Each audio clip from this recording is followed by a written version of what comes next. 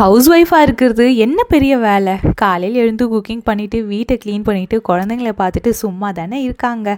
இந்த மாதிரி ஒரு சென்டென்ஸ் நம்மளை நிறைய தடவை கேட்டிருப்போம். சில நேரம் நம்ம மேலேயே சொல்லியிருப்பாங்க, நீ வீட்டில் தானே இருக்க, உனக்கு என்ன வேலை, வீட்டில் தானே இருக்க, நீங்கள் எப்போ பார்த்தாலும் வீட்டை க்ளீன் பண்ணிகிட்டே இருக்கீங்க, மறுபடியும் என்ன வேலை? இதை கேட்கும்போது வெளியில் பார்க்கும்போது ரொம்ப சிம்பிளாக தாங்க இருக்கும். ஆனால் ஒரு ஹவுஸ் ஒய்ஃப்க்கு தெரியும், வீட்டில் வேலைன்னு தெரிஞ்ச வேலைங்களை விட தெரியாமல் நடக்கிற வேலைங்கள் தான் அதிகம்னு. ஸோ அதனால் இன்றைக்கி நம்ம ஒரு விஷயத்தை பற்றி ஓப்பனாக பேசலாம். ஹவுஸ் ஒய்ஃபாக இருக்கிறது உண்மையிலே ஈஸியாக? நம்ம செய்கிற வேலைகள் எத்தனை வேலைகளாக யாருக்குமே கவனிக்க மாட்டாங்க. அதை தான் இன்றைக்கி நம்ம இந்த வீடியோவில் பேச போகிறோம்.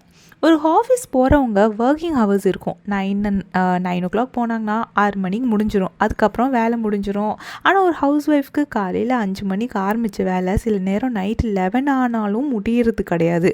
காலையில் எழுந்துமே ஃபஸ்ட்டு தாட் என்ன, இன்றைக்கி என்ன பிரேக்ஃபாஸ்ட், அதுக்கப்புறம் லஞ்ச் என்ன, கிட்ஸுக்கு என்ன லஞ்ச் பாக்ஸு, பால் இருக்கா, இல்லை வெஜிடபிள்ஸ் இருக்கா, கேஸ் சிலிண்டர் இருக்கா, இல்லை என்னென்னமோ தாட்ஸுங்க. துணி வாஷ் பண்ணியாச்சா, பெருக்கியாச்சா, பாத்ரூம் க்ளீன் பண்ணியாச்சா, இப்படி ஒரு வேலை முடிஞ்சதுக்கப்புறம் இன்னொரு வேலை வெயிட் பண்ணிக்கிட்டே இருக்கும். நம்ம வாழ்க்கையில் ஒரு ஃபன்னி விஷயம் என்ன தெரியுமா? ஹவுஸ் ஒய்ஃப்னால் டன்னுன்ற ஒரு ஆப்ஷனே கிடையாது.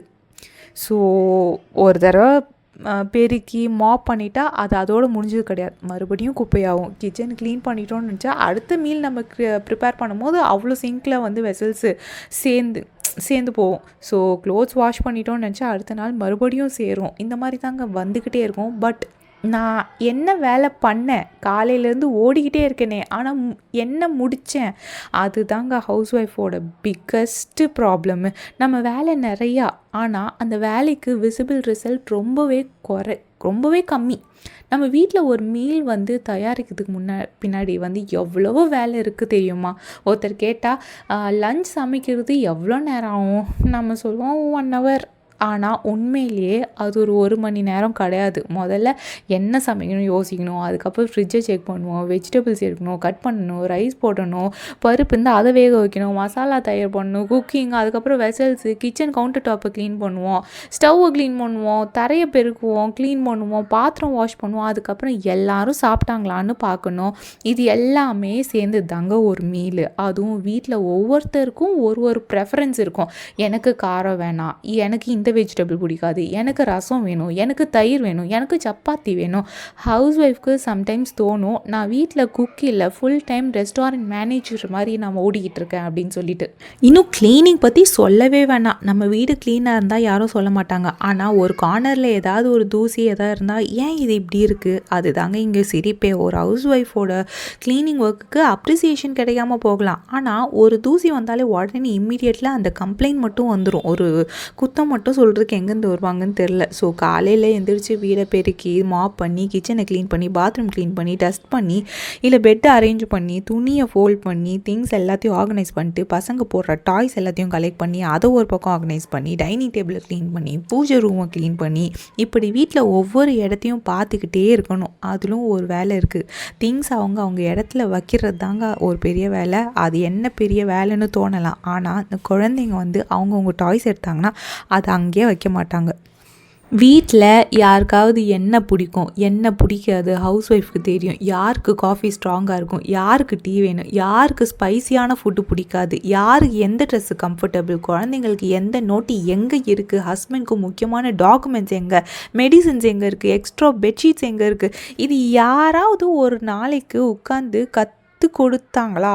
இல்லை, நாமளே அப்சர்வ் பண்ணி யோசித்து வச்சுக்கிட்டு நம்ம அதை பற்றி ஃபாலோ பண்ணுறோம். அதனால சம்டைம்ஸ் ஒரு பொருள் காணாமல் போயிட்டு, அம்மா அது எங்கே, அம்மா என்னோடய புக்கு எங்கள், அம்மா சார்ஜர், அம்மா டவல், அம்மா சாக்ஸு அப்படின்னு எல்லாரோட வீட்லேயும் இந்த கூகுள் சர்ச் மாதிரி ஒருத்தவங்க இருப்பாங்க. அதுதாங்க ஹவுஸ் ஒய்ஃபு. ஹவுஸ் ஒய்ஃப்னாலே அவங்களுக்கு ஒரு ட்ரீம்ஸ் இருக்கக்கூடாதா, அவங்களுக்கு ஒரு ஹாபி இருக்கக்கூடாதா, அவங்களுக்கான தனியாக டைம் ஸ்பெண்ட் பண்ணக்கூடாதா, புதுசாக ஏதாவது கற்றுக்கக்கூடாதா, ஏர்ன் பண்ண ஆசைப்படக்கூடாதா, ஒரு யூடியூப் சேனல் ஆரம்பிக்கக்கூடாதா, ஒரு பிஸ்னஸ் ட்ரீம் இருக்கக்கூடாதா?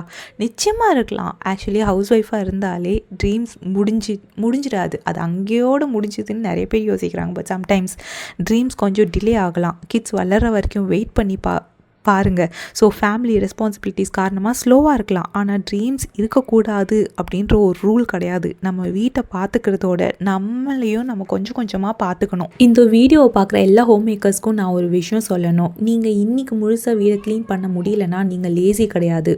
கிச்சனை முழுசாக க்ளீன் பண்ணலை, குப்பையாக இருக்குன்னா நீங்கள் ஒரு பேட் ஹோம் மேக்கர் கிடையாது. சில நாள்கள் குக்கிங் செய்ய எனர்ஜி இல்லைன்னா நீங்கள் அது ஃபெயிலியர்னு எடுத்துக்காதீங்க. குழந்தைங்க கொஞ்சம் வீடை மெஸ்ஸியாக தான் இருக்கும், பட் அது நம்ம எல்லோரும் வாழ்கிற வீடு, பர்ஃபெக்ட் ஹவுஸ் மெயின்டைன் பண்ணுறதுக்கு முன்னாடி நம்ம மனசையும் உடம்பையும் மெயின்டைன் பண்ணுங்கள். சில நாள் ஹெல்ப் கேட்கலாம், சில வேலைகள் போஸ்ட்போன் பண்ணலாம், சில நாள் ஒர்க் மினிமமாக இருக்கலாம். ஸோ நம்ம எல்லா வேலையிலும் ஒரே நாளில் முடிக்கணும்னு அவசியம் கிடையாது. ஹவுஸ் ஒய்ஃபாக இருக்கிறது ஒரு ரோல், ஆனால் அதுக்கு முன்னாடி நாம் ஒரு ஹியூமன் பீயிங்க. நமக்கு டயர்டாக உரிமை இருக்குது, நம்ம ரெஸ்ட் எடுக்கிறதுக்கும் உரிமை இருக்குது, நமக்கும் இன்றைக்கி முடியலன்று சொல்கிறதுக்கு ரைட்ஸ் இருக்குது. ஸோ ஹவுஸ் ஒய்ஃபாக இருக்கிறது ஈஸின்னு நினைக்கிறீங்களா? வெளியிலேருந்து பார்க்கும்போது ஈஸியாக தெரியலாம், ஆனால் அந்த வீட்டுக்குள்ளே தினமும் ஓடிட்டுருக்க அந்த பொண்ணுக்கு தான் அது ஒரு ஃபுல் டைம் ரெஸ்பான்சிபிலிட்டிங்க. அவள் செய்கிற எல்லா வேலைக்கும் யாருக்குமே தெரியாமல் போகலாம், ஆனால் அதனால் அவங்களோட உழைப்பு குறைய போகிறதில்ல. ஸோ நான் போட்டிருக்க இந்த வீடியோ உங்கள் எல்லாருக்கும் ரிலேட்டபிளாக இருந்துச்சுன்னா கமெண்ட்டில் ஒரு ஹார்ட் போடுங்க.